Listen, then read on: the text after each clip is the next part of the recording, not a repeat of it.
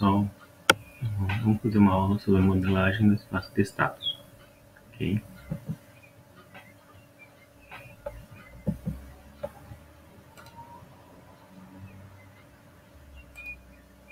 Então, o que é um estado? O estado de um sistema dinâmico é o menor conjunto de variáveis, ou seja, o menor conjunto de variáveis desse sistema, né? Por exemplo, para o sistema massa-mola-amortecedor, eu tenho 3 variáveis importantes, né? Quando eu estou falando em deslocamento, eu tenho o próprio deslocamento, eu tenho a velocidade, eu tenho a aceleração, né? Mas com 2 delas, então o deslocamento e a velocidade, eu consigo descrever bem o funcionamento desse sistema, tá?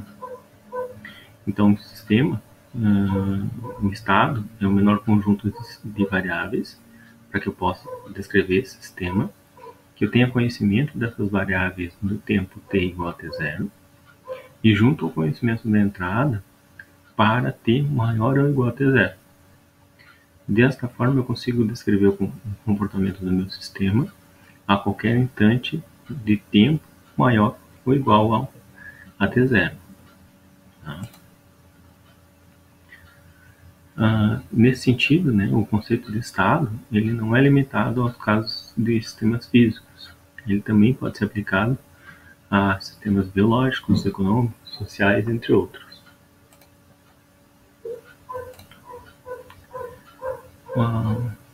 Vamos ver um pouco, então, sobre as variáveis de estado. Então, as variáveis de estado de um sistema dinâmico são aquelas que constituem o menor conjunto de variáveis capaz de determinar o estado desse sistema, como eu comentei anteriormente. Sistema massa-mola, então, seria a velocidade e o deslocamento. Não precisaria utilizar a aceleração, apesar dela ser um componente da coisa, eu não preciso, porque eu consigo, com essas outras duas, descrever o comportamento do meu sistema. Tá? Então, o que acontece em relação às variáveis de estado? Se pelo menos n variáveis, então x1, x2, xn, são necessárias para descrever todo o comportamento, de tal modo em que eu tenha a entrada em t maior ou igual a t0, o estado inicial especificado em t igual a t0, o estado do futuro do sistema fica completamente estabelecido. Então, essas n variáveis formam um conjunto de variáveis de estado. Note que as variáveis de estado não necessariamente precisam ser quantidades fisicamente mensuráveis ou observáveis. As variáveis que não representam grandezas físicas e aquelas que não são nem mensuráveis nem observáveis podem ser escolhidas como variáveis de estado. Porém, na prática, né, é conveniente a gente escolher variáveis de estado, grandezas que sejam facilmente mensuráveis, para que a gente possa realizar os cálculos, né, que seja mais simples de a gente realizar os cálculos e realizar o modelamento do meu sistema no espaço de estado. Se isso for possível, porque as leis de controle ótimo, né, requerem a realização de todas as variáveis de estado com uma ponderação adequada.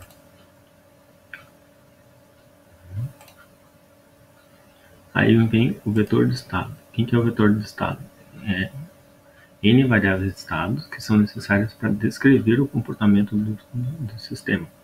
Então, essas N variáveis de estado poderão ser consideradas os N componentes de um vetor X. Ou seja, quantas variáveis de estado necessárias para poder descrever o sistema vai ser o tamanho do meu vetor X. Então, de novo, o nosso exemplo do sistema massa-mola-amortecedor, então o vetor X vai ser um vetor com dois componentes, tá? 2 valores. E esse vetor é chamado vetor de estado. Então, o vetor de estado é aquele que determina o estado do sistema x de t para qualquer instante de t maior ou igual a t0, tá? Uma vez que é dado o estado em t igual a t0, e a cada o de t para t maior ou igual a t0, que é especificado. O espaço de estado. Então, é um espaço n-dimensional, cujos eixos coordenados formados pelos eixos de x1, x2 a xn, onde x1, x2 e xn são as variáveis de estados, é denominado espaço de estados. O espaço de estados ele pode ser representado por qualquer ponto, o estado, perdão, pode ser representado por qualquer ponto no espaço de estados. As equações do espaço de estados. Então, a análise no espaço de estados envolve três tipos de variáveis que a gente precisa ter, tá? Que vão estar presentes na modelagem de sistemas dinâmicos. As variáveis de entrada, né? O que eu tenho de entrada, as variáveis de saída e as variáveis de estado.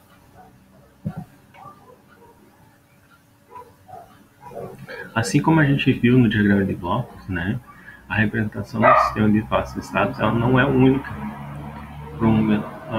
mas o número de variáveis de estado é o mesmo para qualquer uma das diferentes representações de um sistema de espaço de estado. Ou seja, eu posso ter N representações no espaço de estados no mesmo sistema. Tá? O que não vai mudar vai ser o número de variáveis de estados, então eu não posso ter uma representação com o número de variáveis de estados diferentes no mesmo sistema. Tá?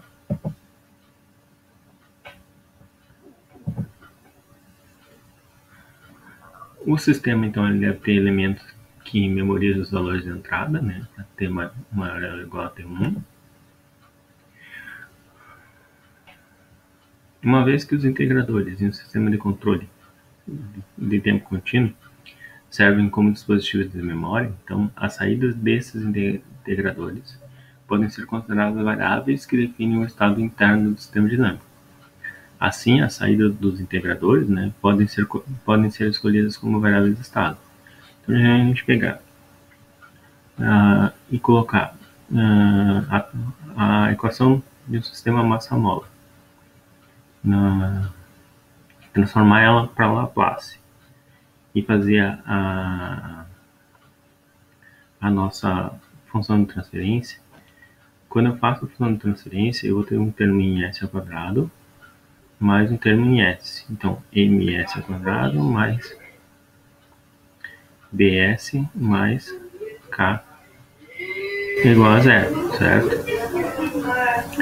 Esses dois termos, o s ao quadrado e o s, são chamados integradores. Tá?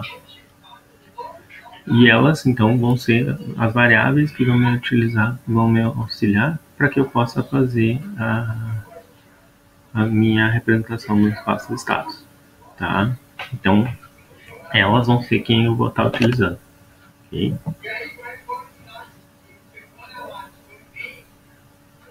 Então, o número de variáveis de estados que define completamente a dinâmica do sistema é igual ao número de integradores do sistema, que também é igual ao número da ordem desse sistema. Então, um sistema de segunda ordem, vou ter 2 integradores. Um sistema de terceira ordem, vou ter 3 integradores, e assim por diante. Tá?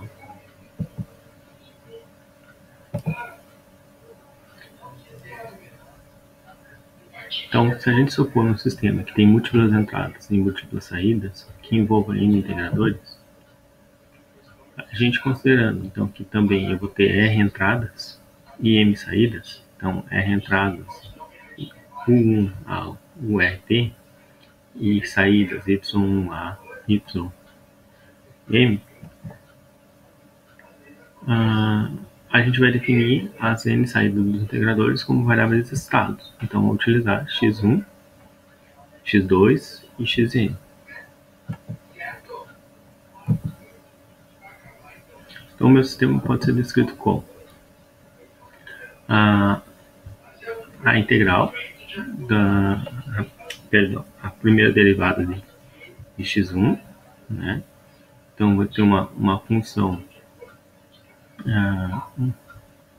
que vai estar relacionando a próprias funções x1, x2 e xn, as entradas, o 1, o 2 e o r, em função do tempo. Assim, para x2 e para xn, tá? Xn ponto, certo? Então, todas elas, as três, elas estão relacionadas em relação, tem uma relação entre as variáveis de estado, a entrada e o tempo. As saídas, então, também vão ser, né, nesse formato em que eu vou ter as variáveis de estado, as entradas e o tempo.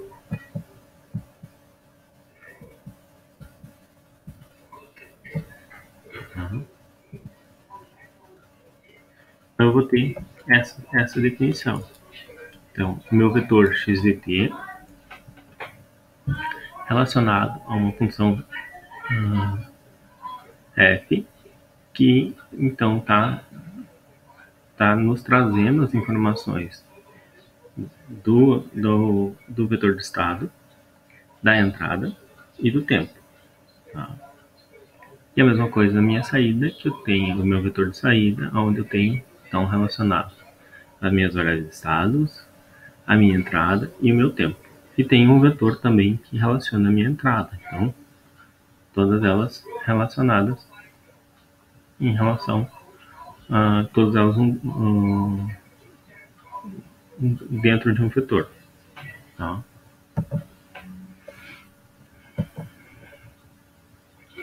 Se a gente depois de analisar aquelas equações, a gente tem então uma equação de derivada, onde tem uma matriz, onde eu vou ter essas informações. Então, onde vão estar relacionadas então as equações, o vetor de estado, a entrada e o tempo. Essa equação, então, x ponto de t é a chamada equação de estado. Y de t com g, x, u e t é a chamada equação de saída. Tá? Então, a equação x ponto de t é a equação de estado. A equação de y de t é a equação de saída. Se as funções vetoriais f ou g envolverem explicitamente o tempo t, então o sistema será chamado de sistema invariante do tempo. Como a gente trabalha com o sistema invariante do tempo, no caso, que a gente tem trabalhado, e a gente linearizar então as funções em torno de um único ponto de operação, a gente consegue retirar então a função g, e agora a gente vai estar trabalhando com outros termos, tá? X de t, x ponto de t, ela vai estar trabalhando então agora com a minha matriz de entrada A, as minhas variáveis no espaço estados, a minha matriz de entrada, tá? E a minha propriamente entrada. Tá? A minha equação de saída, então agora vai estar trabalhando com a minha matriz de saída, tá? E a minha matriz de transmissão direta, para que eu possa estar fazendo as equações, certo? Então, novamente, A vai ser minha matriz de estado, B minha matriz de entrada, C minha matriz de saída e D a minha matriz de transmissão direta.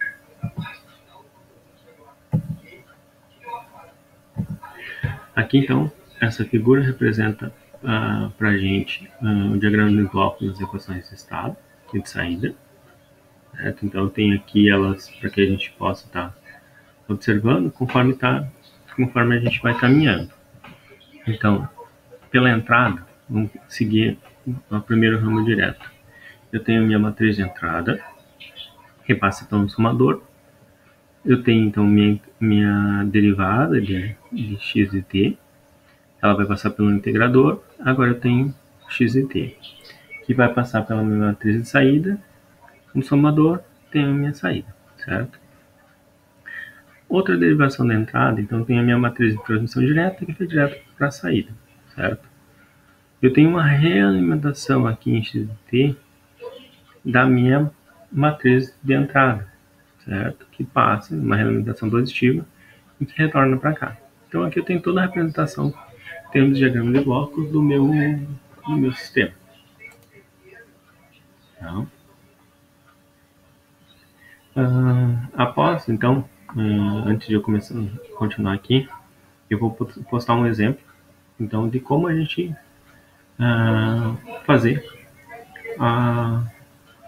as equações de estados, né, para um sistema conhecido, ok? Por quê? Porque a gente consegue correlacionar, então,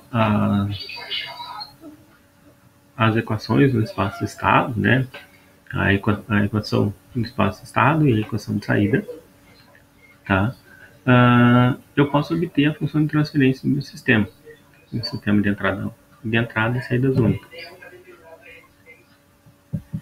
Então, considerando a função de transferência y ds sobre u ds, né, minha g de s, eu consigo fazer, então, a representação do espaço de estados pelas seguintes equações. A equação de estado, x ponto ax mais b1, e minha equação de saída, então, y cx mais d1. Lembrando que a x é a matriz de entrada, A é a matriz de estado, B a matriz de entrada, C a matriz de saída e D a matriz de transmissão direta. E x é o vetor de estado, U é a entrada e Y a saída, tá? A transformada de Laplace das equações de estado e equações de saída, ela pode ser dada, então, pela seguinte situação. S, x de S, menos o x no instante zero, a matriz de estado vezes x de S, mais a matriz de entrada vezes u de S. Tá? A minha transformada de Laplace da equação de saída, então, y de S, vai ser minha matriz de saída vezes x de S, mais a minha matriz de transmissão direta vezes a minha entrada.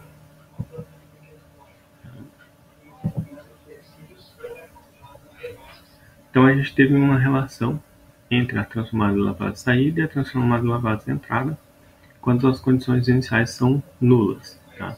Quando as condições iniciais são nulas, então, x no instante zero, ela vai ser igual a zero. Tá? Então, a gente tem uma mudança na equação de estado, né? Que agora, então, vai ser S, x de S, menos a matriz de estado, vezes x de S, mais a matriz de entrada, vezes u de S. Tá? Ou, se eu colocar em evidência x de S, eu vou ter S vezes um vetor, menos a matriz de estado, que é igual a matriz de entrada vezes a minha entrada, u de S. Tá? Se eu, então, multiplicar todos os lados da equação por 1 sobre S, o vetor de x menos a matriz de estado, em ambos os lados da equação, eu vou ter, então, que x de S separado, vai ser igual, então, a S vezes o vetor de estado, menos na menos 1, vezes a minha matriz de entrada, né, vezes a minha própria entrada. Se eu substituir x de S na equação de saída, então agora eu tenho que minha saída vai ser igual a C, que é a minha matriz de saída, vezes S, menos a minha matriz de estado, na menos 1, vezes a minha matriz de entrada, mais a minha matriz de transmissão direta, tá? Vezes o de S. Então, colocando em evidência, comparando a equação com a função de transferência, então, minha g de S, que é y de S sobre u de S, vai ser igual a minha matriz de saída, vezes S vezes o vetor estado, menos A, que é a minha matriz de estado, na menos 1, vezes B, que é a matriz de entrada, mais D. Então, essa é a expressão da função de transferência dos sistemas em termos de A, B, C e D. Tá? Assim como para levantar as equações no espaço de estado, depois então eu também vou postar um exemplo de como a gente, com as equações de estado, né, com as equações no espaço de estado, a gente consegue encontrar a função de transferência. Tá? A matriz de transferência, então, ela fala que se eu tiver um sistema de múltiplas entradas e múltiplas saídas, né, que existam R entradas e M saídas, a gente pode definir as matrizes. Y, que é a matriz de saída, e U, a minha matriz de entrada. A matriz de transferência, então o G de S, ela vai relacionar a saída YDS com a entrada UIDS, e G de S, então, vai ser dado pela nossa equação que a gente viu anteriormente. Tá? Daí, como o vetor de entrada, então ele vai ter um valor U, o meu vetor de entrada U é de dimensão R, e o vetor de saída é de dimensão N, então agora eu vou ter uma matriz de transferência G de S que vai ser uma matriz M vezes R. Tá? Então vai depender de quantas entradas eu tiver e quantas saídas eu tiver. Ok? Então eu também posso utilizar o Octave para fazer então as equações do espaço de estado, né? Então, para obter as equações do espaço de estado e também para, das equações do espaço de estado, obter a minha função de transferência. Tá? Para isso, então, eu utilizo duas funções. Né? Então, a função TF2SS, ela transforma uma função de transferência conhecida e retorna os parâmetros A, B, C e D. Tá? A função SS2TF fornece a função de transferência a partir das equações do espaço de estado. Tá? Aqui está um exemplo em que eu tenho uma função de transferência. Então, peguei uma função de transferência S mais 10 sobre S ao cubo mais 14S ao quadrado mais 5 desses S mais 160. Tá? Utilizei então a função para que ela retornasse os valores A, B, C e D. Vai ser igual a TF2SS no vírgula D. Tá? Então aqui ela me forneceu os valores de A, B, C e D. Tá? O que acontece? A função também já aproveitou e já simplificou minha função de transferência. Tá? Então ela conseguiu fazer uma simplificação, deixando ela mais simples. Se eu retornar esses valores e tentar transformar numa função de transferência, ela já vai me dar uma função de transferência já simplificada. Tá?